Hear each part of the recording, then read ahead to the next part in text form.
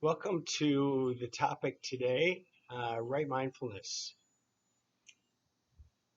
Right mindfulness is the second of three components at the end of the Eightfold Path. We have spent some weeks, if you're viewing this on YouTube or a link to these talks, we spent 2 weeks on right effort. And now we're going to spend 2 weeks on right mindfulness, and then we're going to go to right concentration, 6, 7, and 8 on the Eightfold Path. And this has been, as a person who's worked in therapy, this is a very therapeutic topic because it's in our busyness and distractedness that we don't find our center. We don't find our balance, and we don't find the real insights that are deeper than the surface. And so this is a great topic. It's expansive. We could probably spend 10 weeks on this topic. Some people have said that right mindfulness is the core of the Buddhist teachings. Is at the very core of all of the wheel of the Eightfold Path. Although each of the components of this Eightfold Path are intermingled and interconnected, as we all are. So to start, I want to. I was actually on the way here thinking that this is not only about mindfulness, but about mind emptiness. I forgot the microphone today, so I'm speaking up. That's mindlessness. And you only have to be to a certain age to know how easy that is to fall into. But at this point, mindfulness is a very interesting set of components to the word. The Buddha, in many ways, is talking about how to fill your mind by being empty.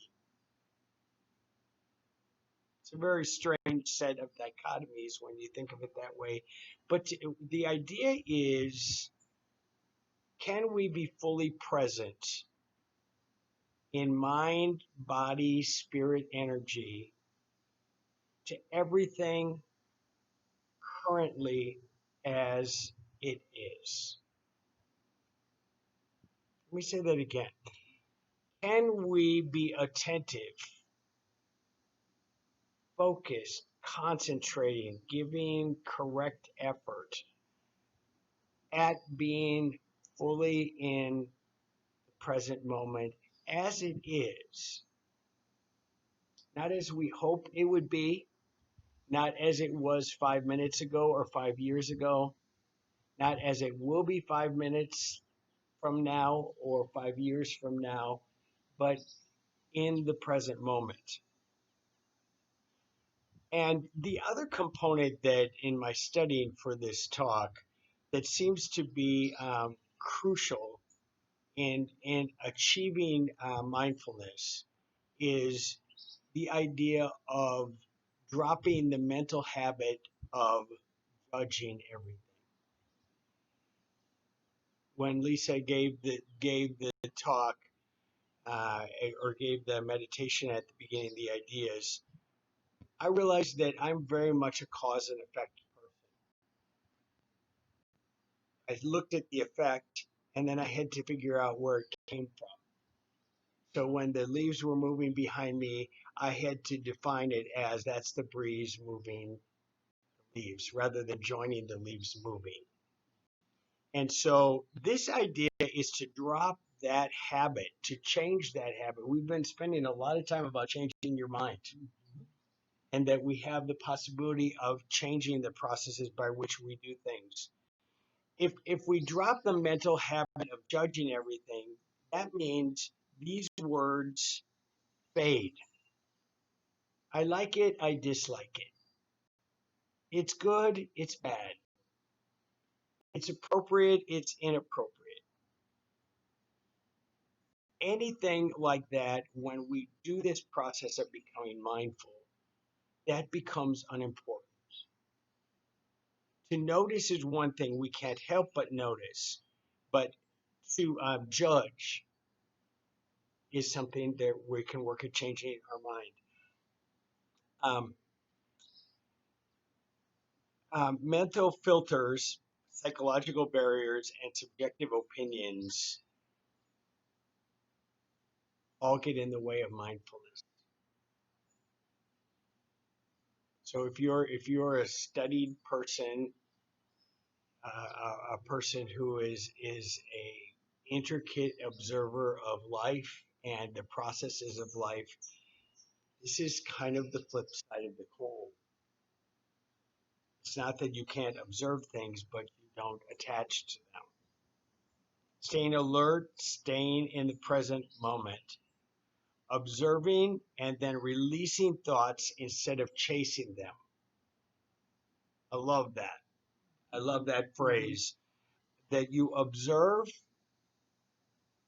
and release your thoughts rather than chasing after them as they lead you. In other words, when we're not mindful, we're held captive by our thoughts.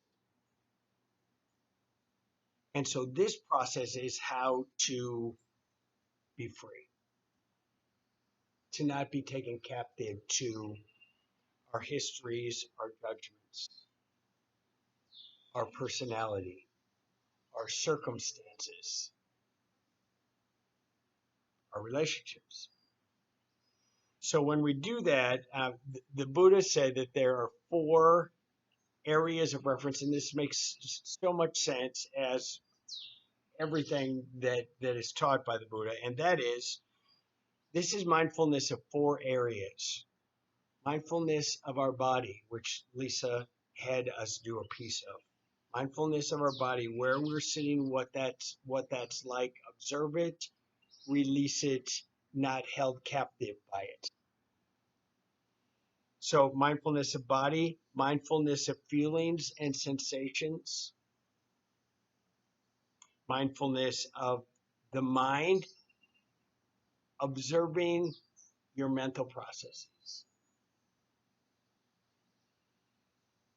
recognizing them, releasing them, and then finding the freedom of just being there with them. And there's a gentleness to this. There's a real gentleness where you're not judgmental even about yourself.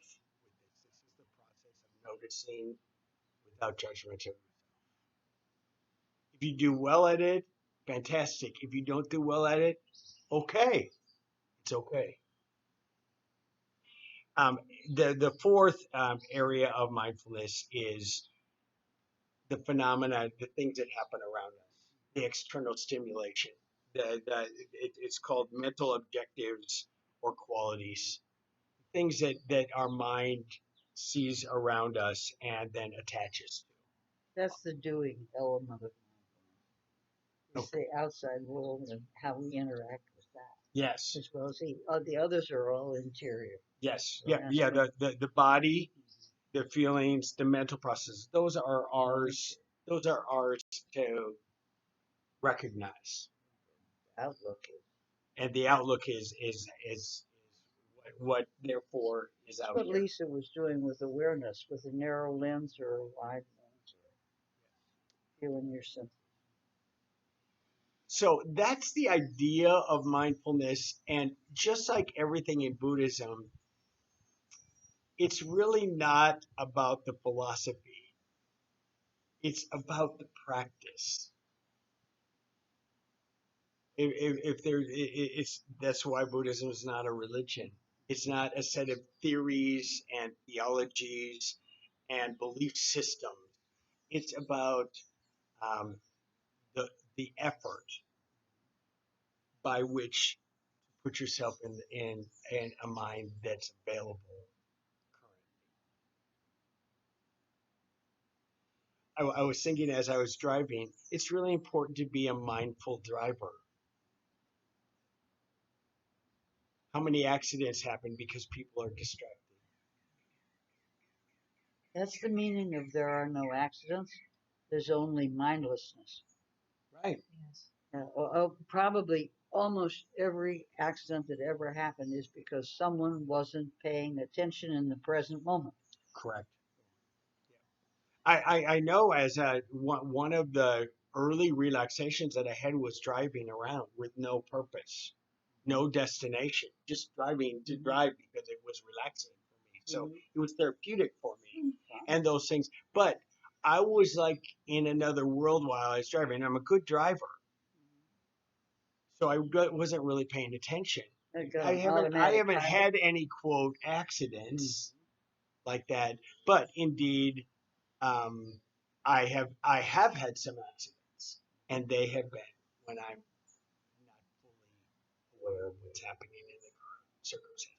So this has some real practical connotations about how to live a smoother life, how to live a less accidental life. If I had been mindful this morning, the cord and the microphone would be here. We forgive you. I forgive myself as I was going to beat myself on the way here. When halfway here I remembered that I didn't have it, I would just say, "Be kind to yourself, Jeff. Something will work out." But step one, you were aware Yeah, that you were not mindful. correct. And that's the huge opening the door step, is to Mhm. be aware of what you're doing Right. or not doing or remembering or forgetting. So this is a practice by which meditation is one of the key elements of how you get to this. So Ruthie sent me a talk by John Kabat-Zinn on 7 to 9 qualities that are important in mindfulness. And so I've asked her if she would give a little background, because she has a little more of a background in this, about John Kabat-Zinn and his contribution to this community of thought. Okay, John Kabat-Zinn uh, is the man who made mindfulness a household word. And he is a graduate of Harvard and MIT as a molecular biologist. So he is not a medical doctor and he's not a psychiatrist. But his interest in Buddhism was piqued while he was at MIT and working as doing research, but also he was very active in anti-war movement. And the Buddhist movement, this is the same time that Ram Dass, Timothy Leary, all those people are coming on the scene. Joseph Goldstein, and those people started the Insight Meditation Center. Harvard was doing a lot of work. He got very interested in meditation and he began to study that. And after he graduated with his PhD in, again, molecular biology, he went to work and he became very interested in the effect of the mind on the body. And he became very interested in step number 3 on the Eightfold Path, which is that suffering is optional when pain isn't. And he began to inquire of his medical doctor friends how well they were working with patients with chronic pain. And the answer was that they didn't do well at all. In fact, the only thing they really had were pharmaceuticals. And he asked at the University of Massachusetts, where he was then doing research, if he could have an experimental class in reducing pain in patients that were ambulatory but had reached a point where medicine no longer had anything to offer them. In other words, palliative care. And so they agreed. They said, okay. And they gave him a room in the basement. And he didn't want to attach it to meditation because he feared this religious connotation that would turn a lot of people maybe off before they had a chance. So he simply named it stress reduction. And thus was born what eventually became mindfulness based stress reduction, MBSR. It's now available in almost every country in the world that has medicine, and it is extremely effective. So that was how he got started on that. And he gives us the basic definition: paying attention on purpose in the present moment without judging. He's still going strong, and he's written a number of books. The one we're looking at here is called Full Catastrophe Living. Pretty appropriate right now. Another is Wherever You Go, There You Are. Another is Coming to Your Senses. And one is called Mindfulness for Beginners. And he's worked with a number of teachers, but one of his three primary teachers is Thich Nhat Hanh. And he's into Zen, which is meditation. So this is mindfulness-based meditation. There you go. Thank you so much. There you go. And Ruthie shared this video of these 7 to 9 attitudes. He started with 7 in the book, Yes. and then with this video, he added 2 more that he really thought should have been in the book, and he said would be in the next book that he's done. The idea of this mindfulness-based stress reduction, mindfulness, is to expand your experience. That a small view of us is who we think we are. The expansive view is who we fully are. And there's often a gap between those two things. And by cultivating mindfulness, cultivating means that you have to work at this.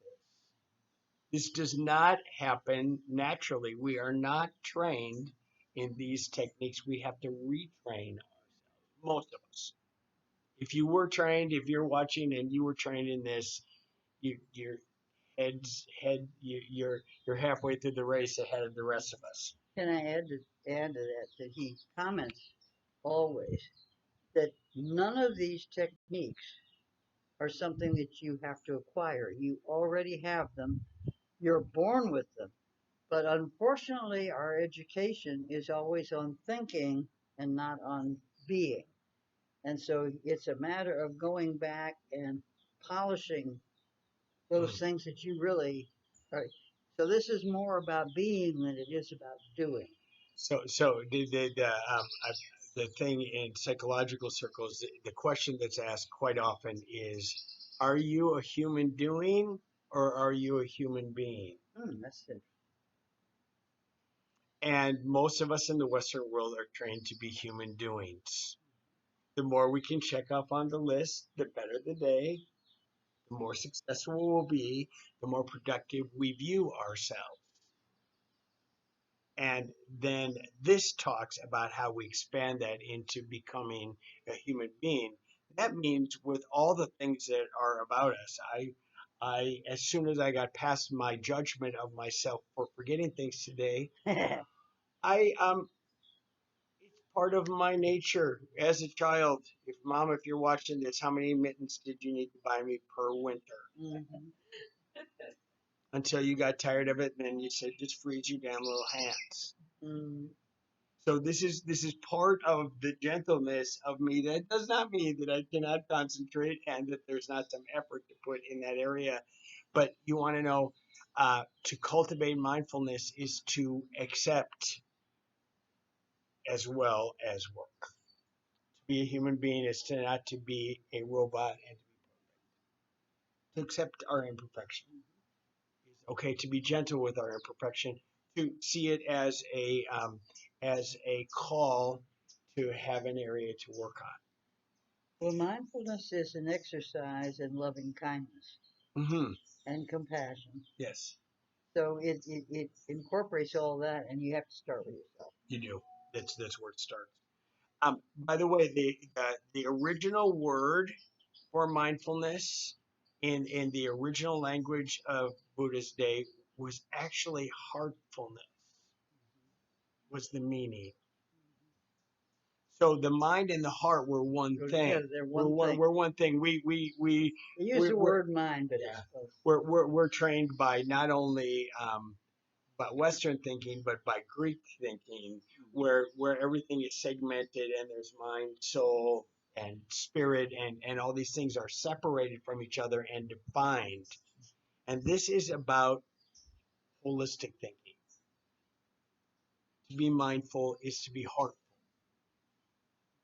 So these 7 attitudes, expanded to 9, are these, and they are, we could spend a week on each of these. The first one, and Ruthie's brought this before, the first attitude is to have a beginner's mind.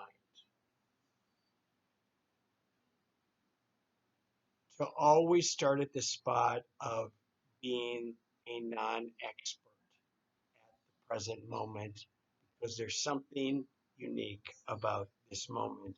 Infinite possibilities when it's fresh in the moment rather than tainted by the flavors of our mind, of our past, of our hopes for the future. So to have a beginner's mind is to become a student in the present moment rather than the professor of the current moment.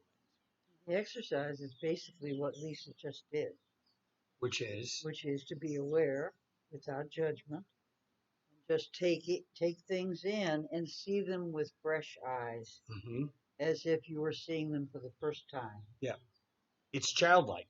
It is. It is to become a child again in seeing the world as it is, because Right. there's so much more that's fresh and new, and we don't have this reservoir of experience that we're drawing from.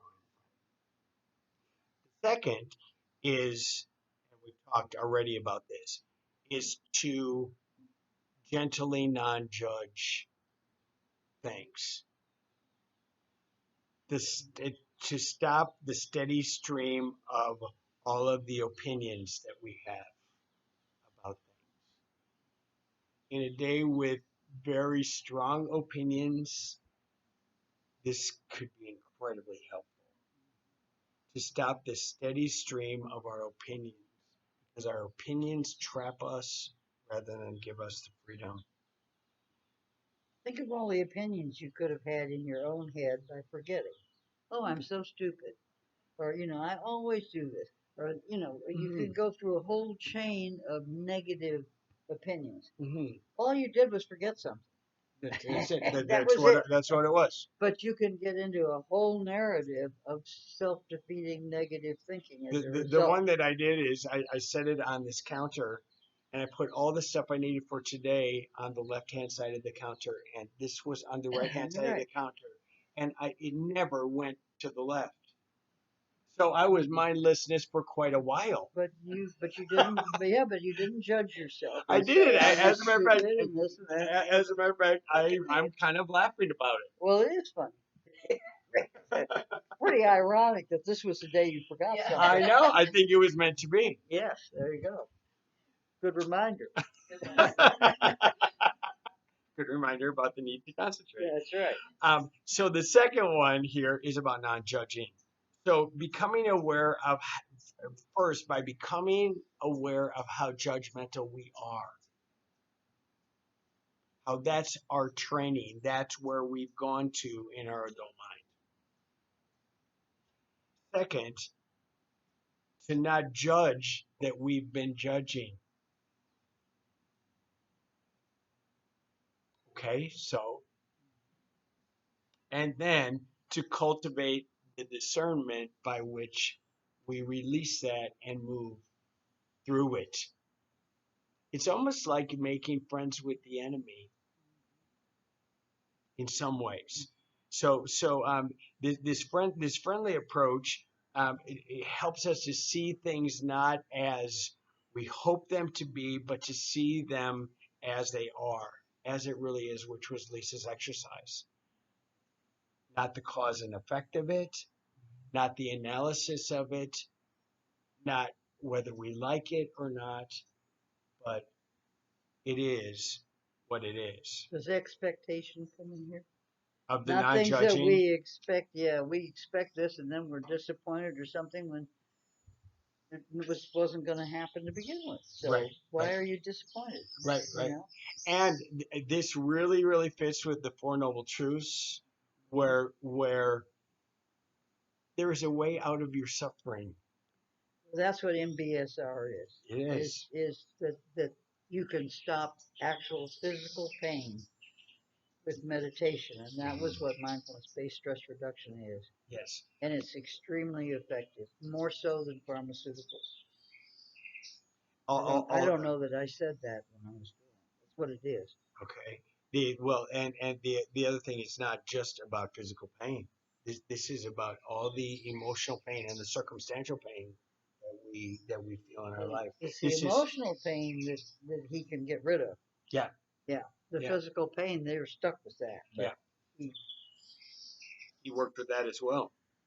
he So the third of these nine, and I'm watching the time, and I Okay. don't think we're I'll going be to get out through all nine. no. No, it's okay. That's all It's right. okay. We We got take another our week. time. We got another week. It is what it is. Yes.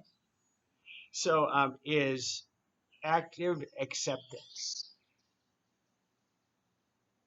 So beginner's mind, non-judgment, active acceptance of things just as they are. Sounds so good, doesn't it? And much, much more difficult than what it takes a lot of practice to get to this. To accept things just as they are rather than force them to be as we think they should be. If you're a parent, you'll be a better parent if you come to some level of acceptance. I think my mom suffered with the gloves situation because she attached herself to my forgetfulness. And what this is talking about is, yep, I have a kid who forgets his mittens. Maybe I gotta buy 10 pair at the beginning of the year. Storm. Done. No need to suffer about this. This is what it is. It doesn't mean there can't be improvements here, but to have an active acceptance rather than forcing things, people, circumstances into how we think they should be. Do you want to add something, Mark? Speak up if you would. I when my daughter was very young, I was a stay-at-home father for about a year and a half, 2 years, and we would have these conversations, and I would find myself with this young girl, and she would want something, and we would have that dynamic that you have, that parent-child. And I said to myself in every one of those moments, if I was a Buddhist monk right now, what would I do? Mm-hmm. And it became a mantra. And when she was 13 years old, I asked her a question. I said, "What do you like about our relationship?" And she said, "You always listen. You don't always agree with me, but you always listen." Mm-hmm. And so the mantra that I'd had in the beginning about just letting go and just letting things just be in that particular case proved itself almost a decade later. Mm-hmm. Good example. I'm communication. If you apply these qualities just to the area of how you communicate, both in what you present and what you receive, it will be flawless. There will not be suffering because you've come to some level of acceptance, even when something that's very different than you comes at you, or something that you expected different, you're surprised by, or you're disappointed in. or where I put an expectation. Yes. Yes. And many times with adults, with their children, expect them to respond like adults. They're not adults. Their mind isn't developed. Most research says to 28. That's when the mind finally fully develops and those things. But we expect them to respond in adult kind of ways, and then we're surprised and disappointed and hurt and angry and upset when they don't come through. But actually, if we're mindful about this is a 7-year-old, and I actually know the typical 7-year-old things about how they do this, we don't have to be surprised and we don't have to suffer at all. I used to work with teenagers in churches. If any of your church people are going to listen to this, that would be awesome.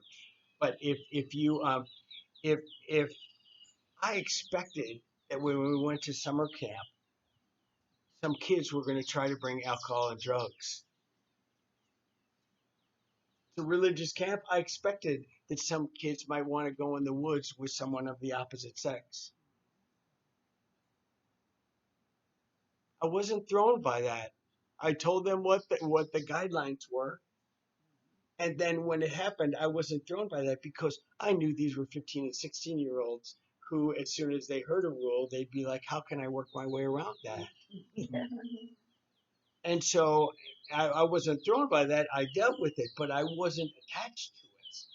I was only attached to what I had said, what they did, what was happening in the present moment. Sometimes I had to remind them what I said now in the present moment, but I had said it 7 days ago when we left in the bus. And those things. So when you do this kind of thing in all of your relationship and drop the expectations, interestingly, suffering is reduced. It's really I hate to use this word, but it feels magical. Yeah, there's a lot of magic in It feels like this is like natural magic. Natural magic is a good way of describing it. So I want to do one more. We could do 2. Okay, We okay, got 9, so you got to do 5 okay, got it. Okay, or 4. you're the boss. No, I'm the boss. Listen to your mother. I was trained well to be ready for you. Yeah. Oh, dear. Sorry, everybody watching. The fourth. So the first 3 are beginner's mind, Beginner's mind, non-judging, non-judging, and active acceptance active of things as acceptance. they are. The fourth is the practice of letting go. Biggie. Huge. This is a biggie. You might not get to 5. You better stay with us. Stick with. Oh, okay. You're changing your mind now. Yeah, I'll change my mind. It's Because okay. this We is such changed our a big. minds here. I thought that's a big one. The practice of letting go. It really fits with the last one, but it really is about how to join the current of life as it is going downstream. Rather than struggling to stay where we are, and the stream wants to carry us, but we don't want to go. We've all been there.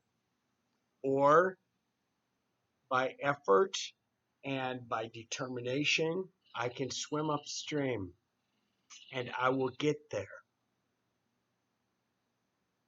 By might, by determination. Sometimes by completing all the checklists every day for 365 days a year for our lifetime. And then we will get there. And where is that? Is that a human being or a human doing? So the practice of letting go is the opposite of the second noble truth, which is that we suffer because we grasp, we cling. What's the third one? Crave. We crave. I always forget that one. That we grasp, we crave, and we cling to things. And what that leads us to is frustration and suffering. because that is not how things are in the current moment, because the inevitability of change is in the air at every moment, waiting for us. It's a friend waiting for us that many times feels like the enemy if we want things to stay the same or we want to swim upstream. So, this is the doorway to freedom, letting things be as they are. See how these are all like very closely related and intermingled with each other. Many times we can become fixated and we force and we strive, and there is a healthy flow waiting to take us, and we just need to be perceptive enough and recognize enough to be willing to go with that stream, even if it's new for us. It's a really, really practical stuff. John Kabat-Zinn told the story of monkey trapping in India as an illustration of this letting go. See if I can tell this story It's well. a good story. So in India, um, how they trap monkeys is they a um, take a gourd, coconut, whatever, drill a perfect size hole in it, and inside put a banana. And they know that the monkey will put their hand in to reach for the banana. But when they reach for the banana, they're trapped because as they take hold of it, they cannot pull it out of the hole. Now they got a fist. Now they have a fist. The only way that they will survive is to release the banana and take their hand out of the hole. That's a lot like this. That we set up our own traps often. Sometimes we're set up by other people. Let's the circumstances set us up, but we join and we stick our hand in there and we hold on to what it is that we're looking for, and it's not there unless we release it. And we're a trapped monkey until we release it. If you love someone, here's the poster, let them go.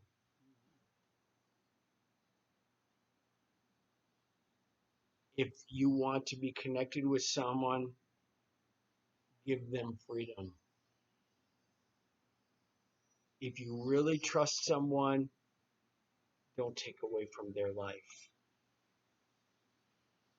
Be an addition to their life, but you are not there to trap them. How many people in their marriages feel trapped? Maybe from the very moment that they join. And so that idea of practicing letting go of our expectations, letting go of our histories, that includes amends and forgiveness, letting go of our expectations, even currently, that things will go our way, what we think is better, and that things are worse. There we go back into the judging of things. The non-judgment is they are what they are. This is really difficult in the current day. The air is filled with the antithesis of these things. But if you want peace and lack of suffering, you don't attach to the things as they should be, but rather the things as they are. When you're caught by your own desires, then you're trapped like a monkey in the coconut, trying for the banana that's not available to you, that has not been offered to you. So the last thing in this area that John Kabat-Zinn talked about is that our breath, reminds us of this idea that for every time we take a breath in,